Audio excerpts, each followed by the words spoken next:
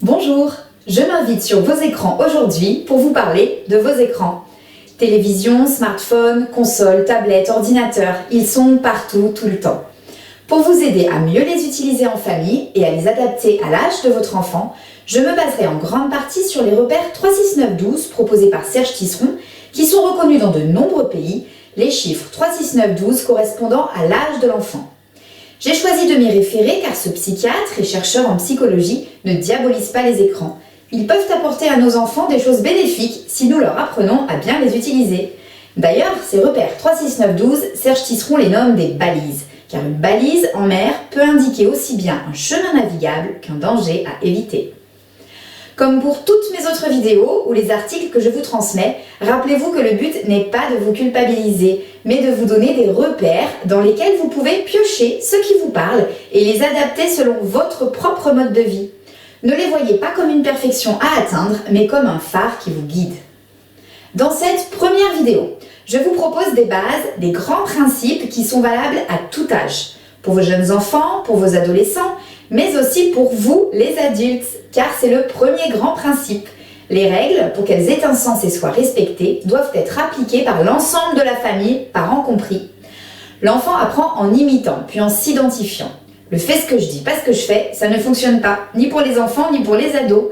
La meilleure façon de leur apprendre comment utiliser au mieux leurs écrans, c'est de leur montrer le bon exemple. Deuxième grand principe, limiter le temps d'écran. Il est important d'associer les écrans à une durée. Serge Tisseron fait la comparaison avec la nourriture. Vous donnez à votre enfant une portion de bonbons par exemple. Faites la même chose avec les écrans. La durée, c'est la portion. Car quand nous sommes devant un écran, nous perdons le sens du temps. Donc, limitez, mais aussi nommez le temps d'écran à votre enfant. Il ne s'agit pas simplement qu'il vous obéisse, mais qu'il apprenne à réguler lui-même son temps d'écran. N'hésitez pas à établir un planning hebdomadaire en veillant à alterner les temps avec et sans écran.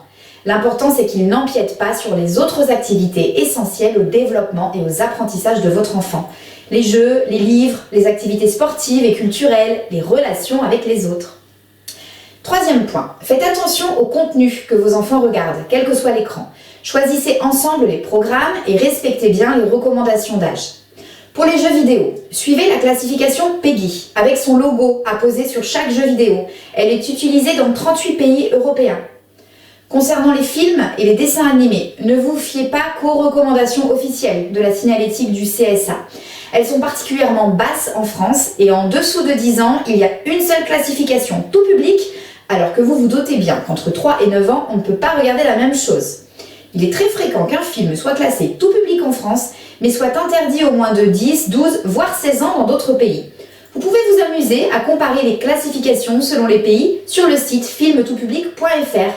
Et pour bien choisir le contenu des films que vous montrez à vos enfants, vous pouvez vous référer à ma précédente vidéo sur le sujet et notamment au site filmpourenfants.net.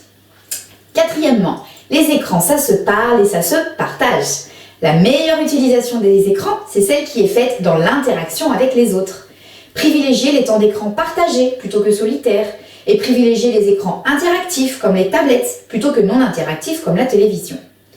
Invitez vos enfants à créer avec leurs écrans. Les appareils photo et outils de création numérique sont particulièrement intéressants.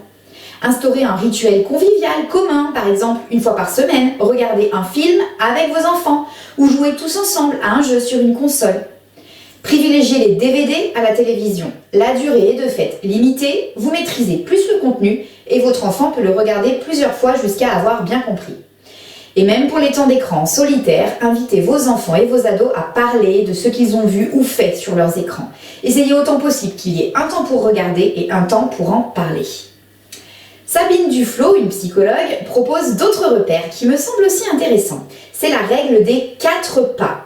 Premier pas, pas d'écran le matin avant d'aller à l'école. L'écran surstimule l'attention de votre enfant et il sera donc moins concentré en classe. Des études ont montré qu'un enfant qui regardait la télévision le matin avant d'aller à l'école mettait 2 à 3 heures pour retrouver les capacités de concentration qu'il avait au réveil et présentait 3 fois plus de risques de développer des troubles du langage et 6 fois plus de risques si le visionnage est fait sans aucune interaction avec ses parents. Deuxième pas d'écran durant les repas. D'ailleurs, lorsqu'on demande à Serge Tisseron le conseil à retenir, sa réponse est toujours la même, les repas du soir ensemble et sans écran et sans journal. Le repas du soir ou un autre, selon vos horaires de travail, doit rester un temps d'échange, convivial, où chacun sait que les autres sont disponibles à lui s'il en a besoin, même si certains jours il n'y aura rien de spécial à se dire. Et associer les écrans au fait de manger, ce n'est pas bon non plus pour notre alimentation, car l'écran focalise notre attention et on ne se rend pas compte de ce qu'on mange. Pour que chaque membre de la famille, vous compris, participe, vous pouvez mettre en place un panier dans lequel chacun laisse son téléphone en silencieux avant de passer à table et avant d'aller se coucher. Car, troisième pas d'écran avant de s'endormir. L'image animée est stimulante et non calmante, d'autant plus si on est sur un écran interactif. Et la lumière bleue de nos écrans bouleverse notre horloge biologique, en empêchant la sécrétion de la mélatonine, l'hormone qui nous fait dormir. Quatrième pas, plus adapté aux enfants qu'aux ados, pas d'écran dans la chambre. Cela contribue à les isoler de la vie familiale et vous contrôlerez moins ce qu'ils voient, tant en termes de durée que de contenu. Bon, ne prenez pas peur. Comme je vous l'ai dit au début, le but ce n'est pas d'atteindre la perfection. Mais avec tout ça, vous avez de quoi vous lancer 2 ou 3 défis pour modifier vos habitudes de comportement avec les écrans et instaurer des bases plus saines pour vos enfants et pour vous. Et même s'ils font tout pour vous convaincre du contraire, vos enfants, même vos ados, peuvent changer. N'hésitez pas à modifier les règles familiales et individuelles, à condition qu'elles soient claires et que vous laissiez à vos enfants et à vous un peu de temps pour s'y adapter, rien d'impossible.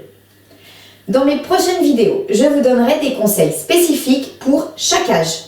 Alors, à très vite!